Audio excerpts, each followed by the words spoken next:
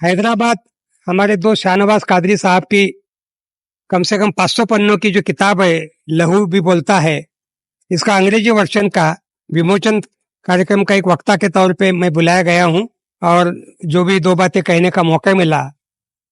100 साल से आरएसएस अपनी ध्रुवीकरण जिसको बोलते हैं हिंदी में पोलराइजेशन कर ही रहा है, छोटे छोटे बच्चों को पकड़कर, जिसकी आज की वर्तमान मिसाल नरेंद्र मोदी, अमित शाह, देवेंद्र फडणवीस, ये सब लोग हैं। यही उस शाखा की पैदाइश है। ये कोई अचानक आकाश से गिरे हुए लोग नहीं है, ये बहुत अलग अलग इससे आए हुए लोग हैं। तो ऐसे लोगों के हाथ में मुल्क का चले जाना आजादी के 77 सालों के भीतर, ये हमारी आजादी का फेल्यूर है, हमारी डेमोक्रेसी का फेल्यूर है। हमारी डेमोक्रेसी को अगर कम्युनलिज्म का माहौल बनाकर अगर कोई चुन के आता है तो ये आज की तारीख में, जैसा हिटलर ने डूमा में प्रवेश किया था, जिसको जर्मनी के पार्लियामेंट बोलते हैं, वो भी यही सब बोल बोल के यहूदियों के खिलाफ, माइनॉरिटीज के खिलाफ बोल बोल के उसने अपना परचम लहराया था। भारत में यही मामला कमाधिक प्रमाण में किया गया है और इसको दूर करने के लिए किसी एक तंजीम की, किसी एक दो लोगों की बस की बात नहीं। इसके लिए पूरे सब लोगों को मिलकर ज्वाइंट एफर्ट करना पड़ेगा। मुल्क के सभी लोगों को अपने आपसी मतभेदों को बुलाकर एक साथ मिलकर एक बहुत बड़ा अभियान चलाना होगा। विधानसभा, पार्लियामेंट आएंगे जाएंगे, उसका कोई अंत नहीं है, लेकिन आम लोगों के दिलों में ये जो चला गया है, हिंदू मुसलमान ये वो सब, ये भारत जैसे मुल्क में जिसमें दुनिया के हर रिलीजन के लोग रहते हो, जिसमें मुसलमानों की आबादी दुनिया की मुस्लिम कंट्रीज से ज्यादा है। मैं Bharat, Pakistan, Bangladesh, Iran, Iraq, Syria, तुर्कस्तान, इजिप्ट, सब जगह गया हूं और सबके आंकड़ों से मैं वाकिफ हूं। भारत के 25-30 करोड़ मुसलमानों के साथ ये जो छेड़खानी की जा रही है, ये मुल्क के एकता के लिए, अखंडता के लिए खतरनाक है। तीसरे बंटवारे की नींव डाली जा रही है।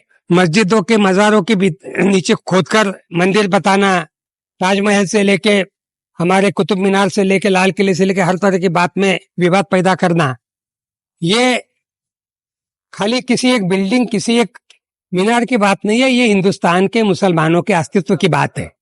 और मेरे अपने हिसाब से हिंदुस्तान के हर मुसलमान, जो कोई लोकसभा का मेंबर हो या किसी मिनिस्ट्री में मिनिस्टर हो या कोई और कुछ हो, लेकिन आज वो हर कोई दहशत में, हर कोई इनसिक्योरिटी कॉम्प्लेक्स में जी रहा है और ये लंबे समय तक चलना बहुत खतरनाक है। ये जो पूरा माहौल मुल्क में बनाया जा रहा है, वो भी देशभक्ति के नाम पे।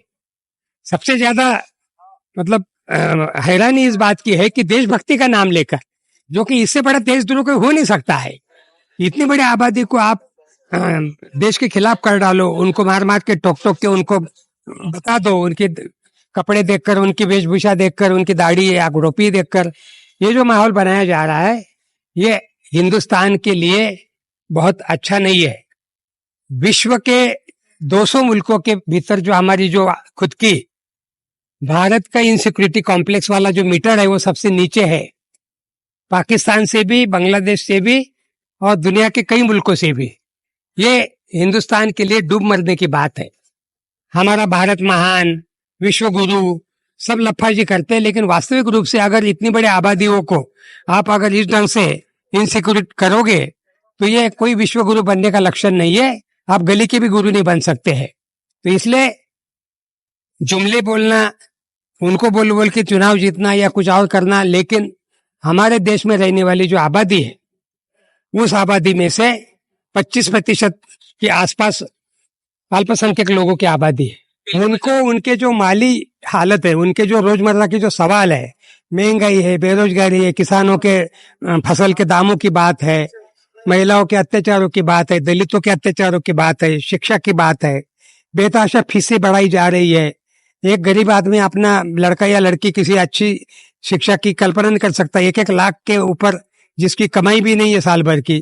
तो ये जो पूरा माहौल बन रहा है, इसको जैसे एक जमाने में महंगाई के खिलाफ मोर्चे निकलते थे, एक जमाने में इन सब ऊपर आंदोलन होते थे, जो आज 40 साल से बंद हो गया है।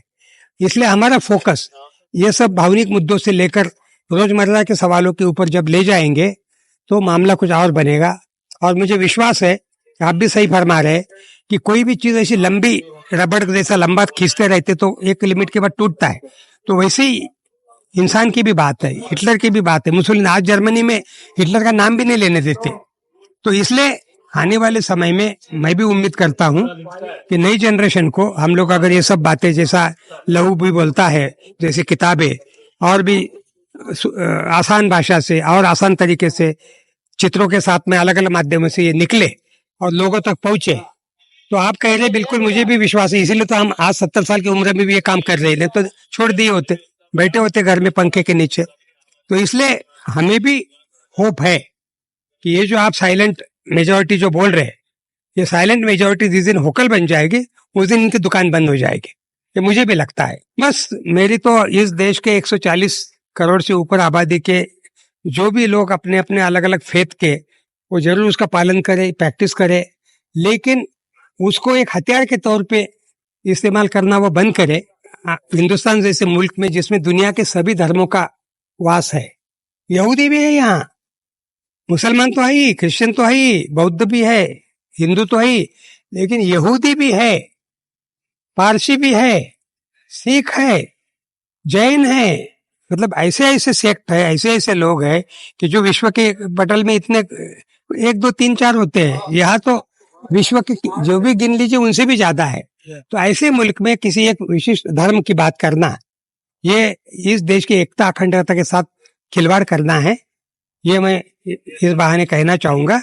और इसलिए किसी भी धर्म के ऊपर आप अपने 4 दीवारी के भीतर उसकी प्रैक्टिस करो, लेकिन रास्ते पे आकर उसका जो भौंडा प्रदर्शन करते हो ये बंद होना चाहिए।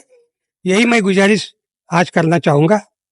नागपुर में रहता हूँ, ऑल इंडिया सेकुलर फोरम का कन्वीनर हूँ, भारत पैलेस्टाइन सॉलिडरिटी फोरम का प्रेसिडेंट हूँ, भारत पाकिस्तान बांग्लादेश फोरम का भी वाइस प्रेसिडेंट हूँ और राष्ट्र सेवा दल का एक्स प्रेसिडेंट हूँ। कई सारी तंजीमों के साथ जुड़ा हूँ जो इस दुनिया को बेहतर बनाने का काम करे। तो मेरी जिंदगी का पढ़ाई का मामला छोड़ दे तो बाकी का सब समय इसी काम में गया है। इमरजेंसी में जेल में भी था 19 महीना, और उसके बाद से इसी काम में लगा हुआ हूं मैं।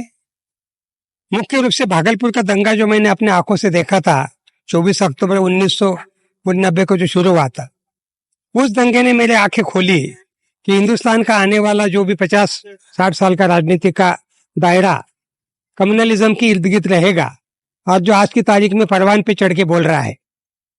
तो इस काम को मैं 35 सालों से ऊपर कर रहा हूं, और अभी जितना भी मेरे अंदर में जान है जहान है तब तक हम करेंगे। शुक्रिया।